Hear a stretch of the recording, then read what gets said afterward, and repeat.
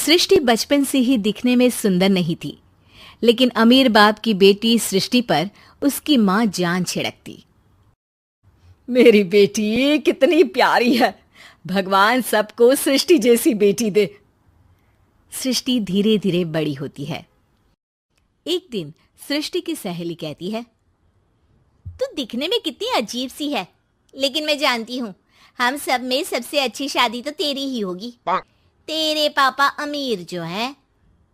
और बता नहीं सकते यार, दहेज तो हर कोई देता है, ये क्या ज्यादा ले जाएगी अपने पति के लिए? अरे बड़े शहर में कोठी है इसके पापा की। अरे पापा की है ना, कौन सी इसकी है? इसकी होती तब तो कोई भी लड़का इससे शादी कर लेता। अरे पापा की मतलब पापा की है तो मेरी ही है ना? किसने कहा? अब तेरी तो तब होगी ना जब तेरा भाई ना हो। वैसे भी शादी के बाद सारी प्रॉपर्टी भाई के नाम होती है। सृष्टि समझ जाती है कि उसे किसी भी हालत में माँ बाप की सारी प्रॉपर्टी को अपने नाम करना है, लेकिन कैसे?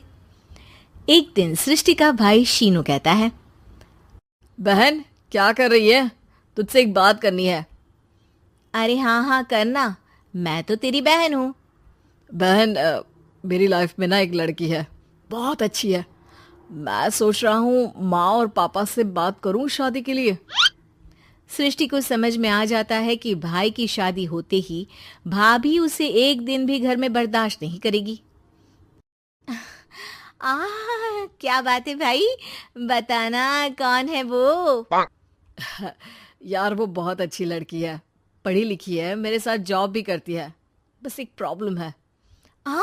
प्रॉब्लम? क्या प्रॉब्लम है भाई? यार वो शादीशुदा है, लेकिन उसके पति ने उसे सिर्फ इसलिए छोड़ दिया क्योंकि उसके माँ बाप दहेज नहीं दे पाए। सृष्टि ये सुनकर न जाने क्यों खुश हो जाती है। अरे भाई तो क्या हुआ, लड़की तुझे तो पसंद है ना? शीनू को लगता है कि बहन उसे समझ रही है। वो इस बात से अनजान होता है कि उसकी बहन की मंशा पूरा घर हड़पने की है।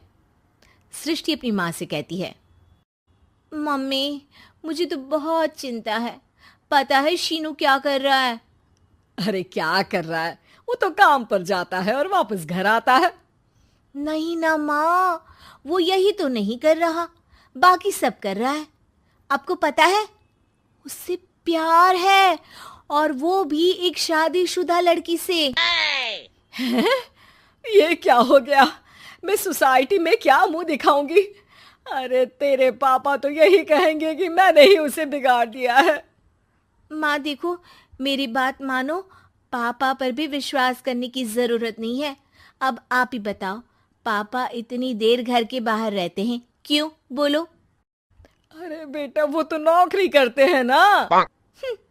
तू बहुत भोली है माँ, पापा का ऑफिस तो 7 बजे खत्म हो जाता है, लेकिन देखो कितनी देर से आते हैं।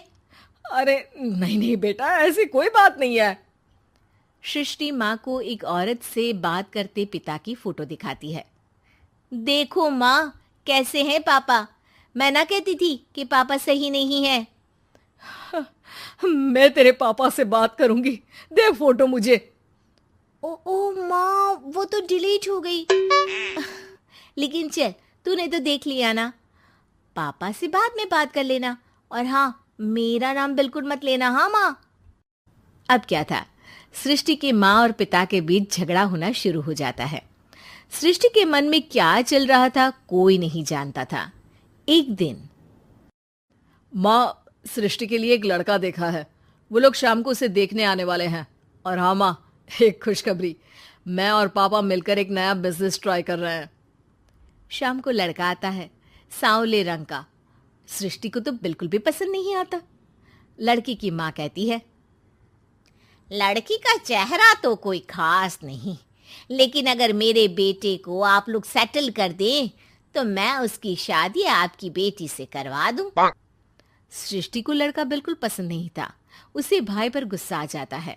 लड़के वालों के जाने के बाद कहती है, माँ देखा शीनू मेरे लिए कैसा लड़का लेकर आया, न दिखाने लायक न सुनने लायक, सेटल भी नहीं, वो भी हम करे। अरे माँ, मैं जानती हूँ ये मेरी शादी किसी भी घर में क्यों करवाना चाहता है। अरे कैसी बात कर रही है बहन? तूने तो देखा ना, लड़के को मैंने ही मना कर दिया तुझसे शादी के लिए। जिसने लड़का बताया था उसने उसकी बहुत तारीफ की थी। बात आई गई हो जाती है, लेकिन सृष्टि का मन शांत नहीं होता। क्या करूं, कुछ समझ में नहीं आ रहा। मेरी शादी हो गई तो ये लोग पूरी प्रॉपर्टी शीनू के नाम कर देंगे, मेरे हाथ तो कुछ लगेगा ही नहीं। तभी सृष्टि को आइडिया आता है। वो किसी वकील को फोन करती है। जी देखिए, अगर आपके मम्मी पापा का तलाक हो जाता है तो आपके पिता की आधी प्रॉपर्टी आपकी माँ के नाम हो जाएगी, फिर उसे वो किसी को भी दे सकती है। सृष्टि अब माँ को बेटे के खिलाफ भरती है।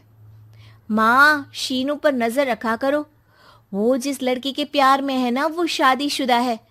यहाँ आएगी, सारा पैसा रुपया जमीन जायदाद सब हड़प लेगी। पापा का भी हाल तुमसे छुपा नहीं है। ऐसा ना हो कि मैं और आप एक दिन सड़क पर भीख मांगे। हे भगवान, मैं तो जीते जी मर जाऊंगी अगर ऐसा हो गया तो। ऐसा हो गया नहीं माँ, ऐसा ही होगा। अभी समय है, आगे का सोच लो। मैं तो कहती हूँ पापा से आधी प्रॉपर्टी लेकर अलग हो जाओ। पापा की आधी प्रॉपर्टी भी हम लोगों को अगर मिल जाती है ना तो अगले 7 जन्म सफल समझो। बेचारी माँ बेटी के कहने पर पति से तलाक लेकर अलग हो जाती है। सृष्टि अब पैसों से गाड़ी और अपने दूसरे महंगे शौक पूरे करने लगी। उसके दोस्त भी उसके पैसे इस्तेमाल करते। सृष्टि, कल तुम कहाँ थी? मैं सारा दिन घर पर अकेली थी। तो मैं क्या करूं? मैंने ठेका तो नहीं लिया है ना तुम्हें संभालने का। माँ को सृष्टि से ये उम्मीद नहीं थी। वो बैठकर रोने लगती है। वहीं उसका पति यानी कि सृष्टि के पिता आ जाते हैं। मैं जानता था कि तुम्हारा यही हाल होगा, तो आपने मुझे रोका क्यों नहीं? मैं रोकता तो तुम रुकती क्या? सृष्टि के कहने पर तुमने मुझ पर अपने बेटे पर शक किया, लेकिन तुम ये भूल गई कि कैसे हम दोनों ने मिलकर जीवन में इतना सब खड़ा किया। माँ पति के गले लग जाती है। मुझे माफ कर दीजिए, मैंने आपकी कमाई का एक बड़ा हिस्सा गवा दिया। कोई बात नहीं, तुम साथ हो तो मैं ऐसी 7 प्रॉपर्टी खड़ी कर दूंगा। तभी वहां सृष्टि आ जाती है रोते हुए। माँ, मयंक ने मुझे छोड़ दिया। वो बोल रहा था जब तक मेरे पास पैसे थे तब तक ही वो मेरे साथ था। पापा, माँ, मुझे माफ कर दीजिए।